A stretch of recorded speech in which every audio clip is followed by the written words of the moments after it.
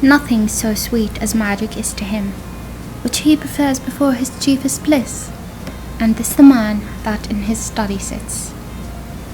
That was me with a very bad impression of early modern English. Sorry.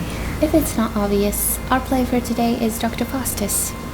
The play's origin comes from a German tale about a man who sells his soul to the devil in exchange of 24 years of knowledge and wealth. Many writers adapted the tale in their works, but the most famous ones are Johann Goethe's Faust, who enjoyed a happy ending, and Christopher Marlowe's Doctor Faustus, who did not really enjoy a happy ending.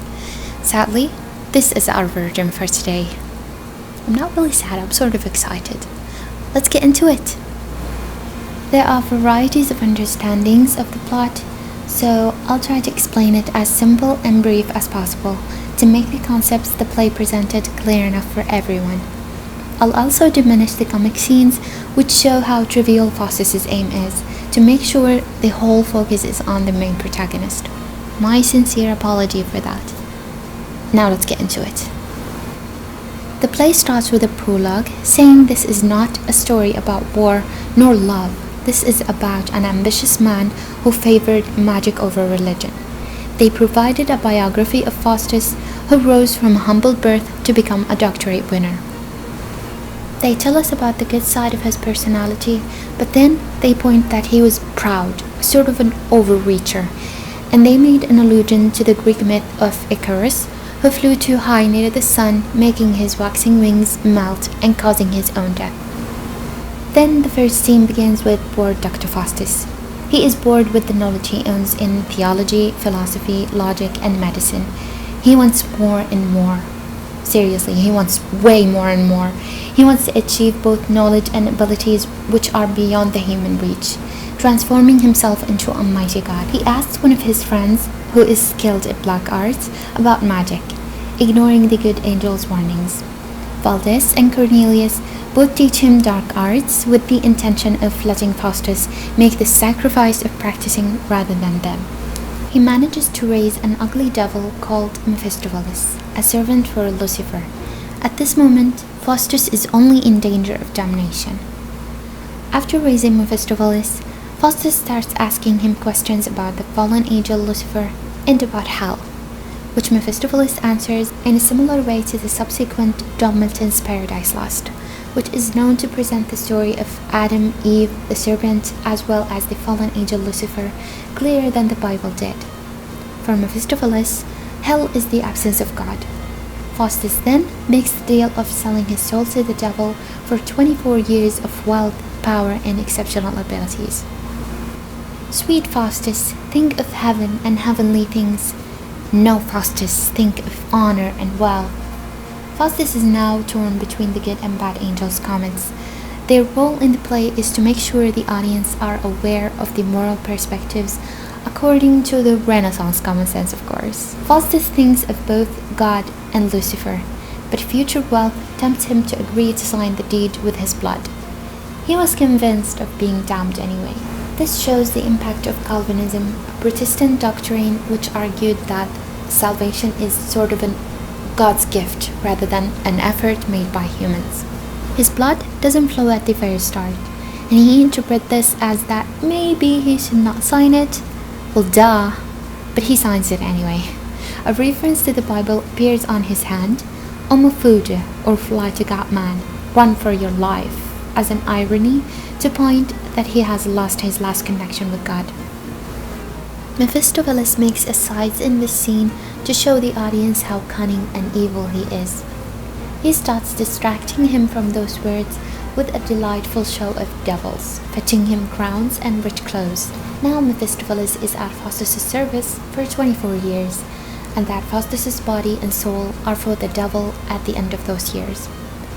Faustus starts asking about hell and disdaining the idea of eternal torment. Then he is offered a devil wife and a book about magic spells, astronomy, and astrology. In Act 2, Scene 3, Faustus confesses that Mephistopheles deprived him from the joys of heaven. However, he is unable to repent. He reminds himself of the joys he already owns, so he asks more questions about the universe. But he doesn't really learn any new knowledge, and when he asks who made the world, Mephistopheles refuses to answer. Faustus is heavily affected by the good angel now, and he appeals to Christ. And Mephistopheles goes like, "How could you?" So he angrily disappears and appears again with the company of Lucifer and the other devils. There are different comments about this scene on why Lucifer appears with the mention of Christ. We understand that Marlowe kept God away from the play. Then they make the famous show of the 7 deadly sins to fully distract Faustus, which are pride, covetousness, wrath, envy, gluttony, sloth, and lechery. Faustus's greatest sins are pride, which was the sin that made Lucifer fall from heaven, as well as losing hope in God's salvation. Faustus asks if he could see hell and return again, unaware of the reality that he was already in hell with the presence of the devils and the absence of God. He then travels to new places in the world, and he arrives in Rome. Then he goes to the Vatican to attend the celebration of Holy Peter's feast, but invisible to the Pope, the Cardinal, and the friars. The feast here is used as a representation of the corrupt church back then. During the feast, Faustus snatches their food and their cups, laughing hysterically. He is obviously distracting himself from thinking of his miserable fate, and they think they were haunted by ghosts from the purgatory. So the friars did an exorcism using the ceremony of excommunication. Historically speaking, Queen Elizabeth I was on throne when the play was written and performed. She was Protestant and supported the English Church, which broke from the Catholic Church during the English Reformation period. She was excommunicated by the Pope and accused of being heretic in 1570. So this shows us that the reason behind Faustus's act was to make fun of the Pope and his decision.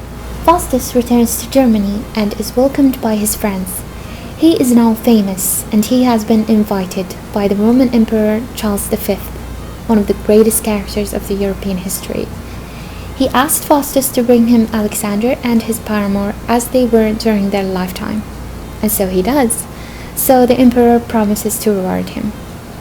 The Duke and the Duchess of Vanholt also invite Faustus.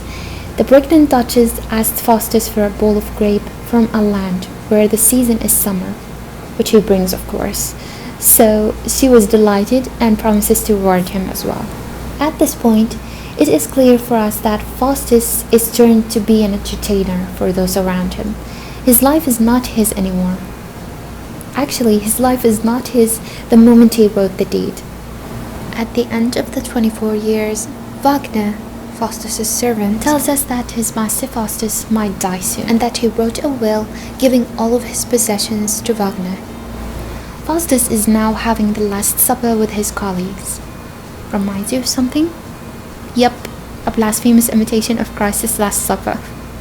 His scholars asked to see Helen of Troy, a reference to the most beautiful woman in Homer's Iliad, and he answers their request.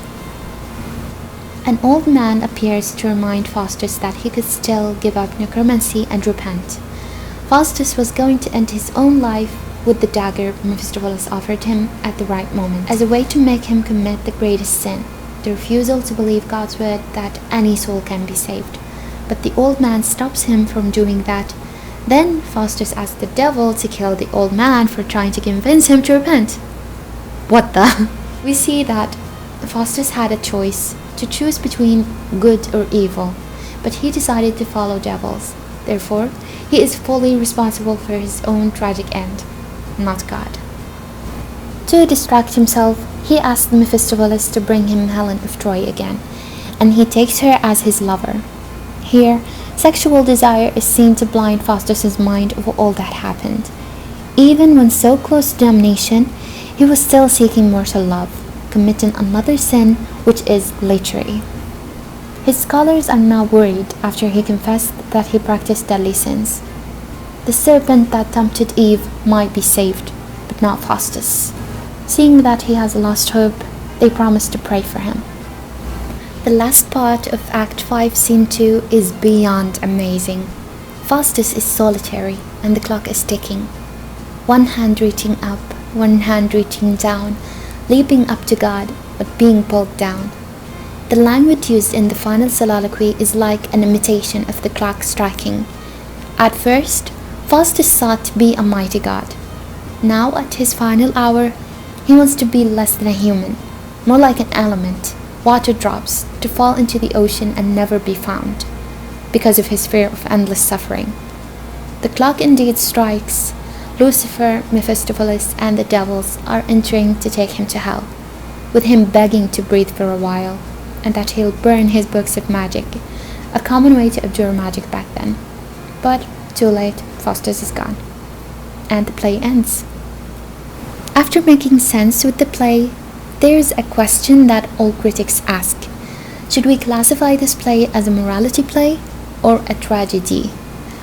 Morality plays were super famous during that time, and they provided moral lessons to teach humanity how to live a proper Christian life.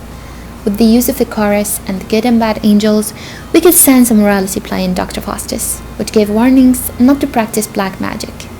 But I personally would classify it as a tragedy. According to the Greek philosopher Aristotle, in his work Poetics, a tragedy has a male protagonist, not a female, with exceptional abilities, who goes through a conflict with a force, like fate, God, and would end in his own death because of something referred to as hamartia, an error, flaw, or misjudgment. A tragedy's aim is to make spectators experience catharsis, which is powerful emotions of fear and pity, to feel relieved in the end.